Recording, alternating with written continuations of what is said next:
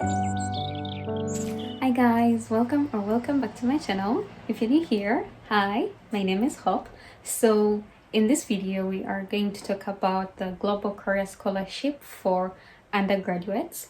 I am hoping many of us have heard about this scholarship before, but if you do not, the Global Career Scholarship, also normally or commonly known as GKS, is a scholarship given by the Korean government to international students from all over the world to come and study in Korea, for free.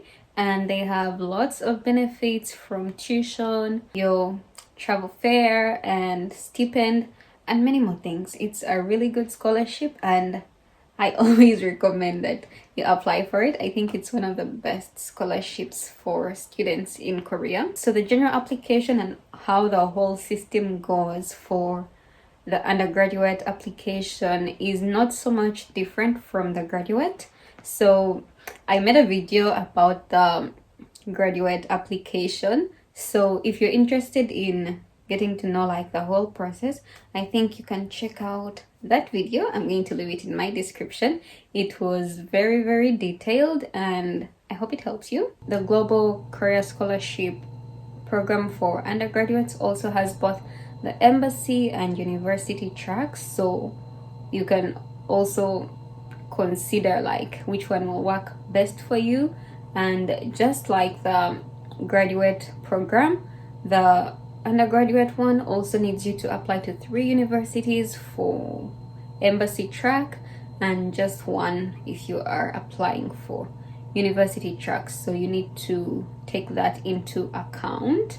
I'm also going to leave a link in the description for the Study in Korea website where that scholarship is normally posted, and that's where you also check for the results, things like that. But the scholarship opened earlier this month and the deadline it's in October, so I am thinking that you may be led to start application now. I think by now you should have gone to a certain extent with your applications, but well.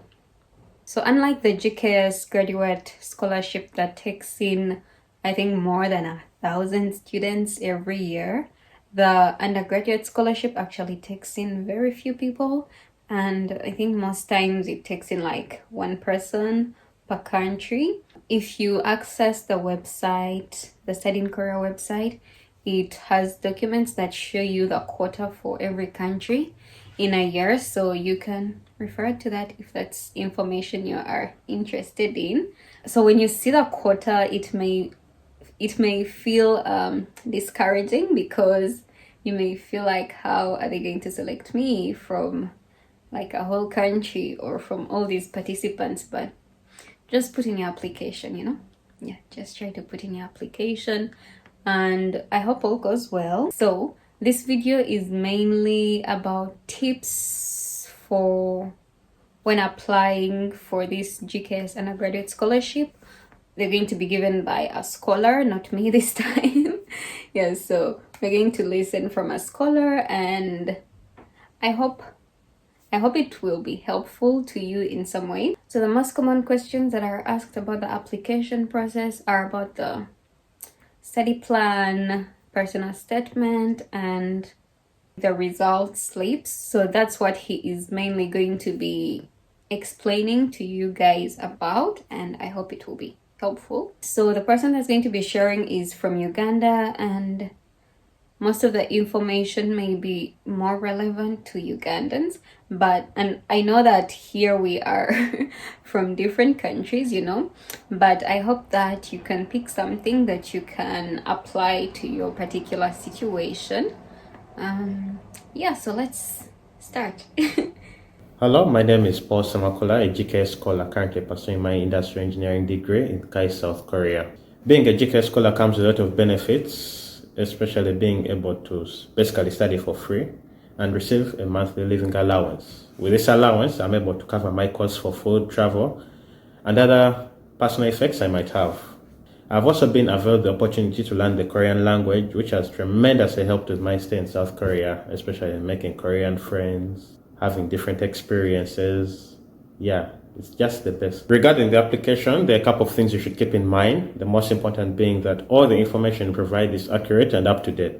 This will help you avoid potential issues later on in the application. I personally strongly recommend for you to prepare all your documents well in advance of the application's opening. This would include the recommendation letters, the transcripts, and all the other documents. Then, as regards to the study plan, it's all about stating clearly what your proposed strategy is to navigate your academic life in Korea is. This would include why you chose South Korea out of all the other countries in the world, what your plan is to maintain a good GPA, whether you involve yourself in research activities, what resources you use to aid your development academically, and why you chose your desired universities and major. This is all different per person. Also, don't forget to include what your plan is after graduation. This might be joining the industry or pursuing a master's degree or be it a PhD. It's all up to you.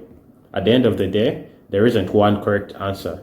It's just all about selling yourself. Then, for the personal statement, which others might call the statement of purpose, there are very many ways to go about this. I personally just told the story of how I came to decide to pursue engineering and all the things in my life that led me to that decision. This included my academic background, motivation from my immediate family, co-curricular activities, leadership roles, and life experiences that led me to that decision.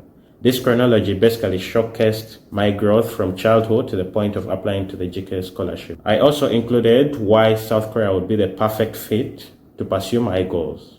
I know transcripts and graduation certificates is a bit confusing for some people, so I'll try to shed some light on that. As you know, in Uganda, we don't exactly get transcripts or graduation certificates as per se in high school. I personally didn't exactly translate my results into GPA format. So what I personally did is I drafted my own transcripts with the best results I had for senior 5 and those for senior 6 UNEB results. That is to say what the A represents, what the B represents, what the C represents, up to F, and how all that translates into the 20-point system used by UNEB in Uganda. And then I included what the grading system looks like in Uganda.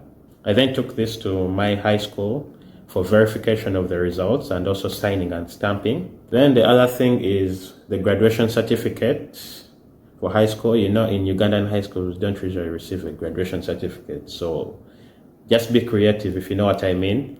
And then take to your school for verification and signing, or you can ask your school for assistance in doing that. So that's what you could do yourself. Then the most important thing is don't forget to take all your documents for notarization at the Korean embassy in Uganda to help you avoid very many issues while here, especially visa-related issues, which I personally faced when I came here because most of my documents are notarized here, but that's a story for another time. One last thing is that for the embassy track applicants, there is usually an interview at the embassy after submitting your documents. So this interview is basically just to evaluate you, your personality, what you know about South Korea, if there's anything. For my case, and in my experience, it was just a normal conversation with the interviewers. So I would recommend don't be scared and just be confident. I don't know, other people might have had a different experience, but for my case, it was just like a smooth ride. Lastly, a word of encouragement from me, just put in that application. It's better to try than not. Don't be that type of person who's how come I'll come. Basically, what that means is, should I or shouldn't I do it? Just put in that application and wait to see what happens. You never know. It might be your day. It's not all about being the best, just about being the chosen one in that moment. Good luck in your applications, and I hope to see you in South Korea. So I hope the session with Paul was helpful to you. I hope you picked something that you may add onto your application, something that will help you along the way, and good luck in your application. I hope that you're able to submit within the scholarship period. So if you have any other questions that have not been addressed in the video, you can leave a comment down below and I will help where I can. Otherwise, I wish you all the best in your application, and yeah, I'll see you in the next video.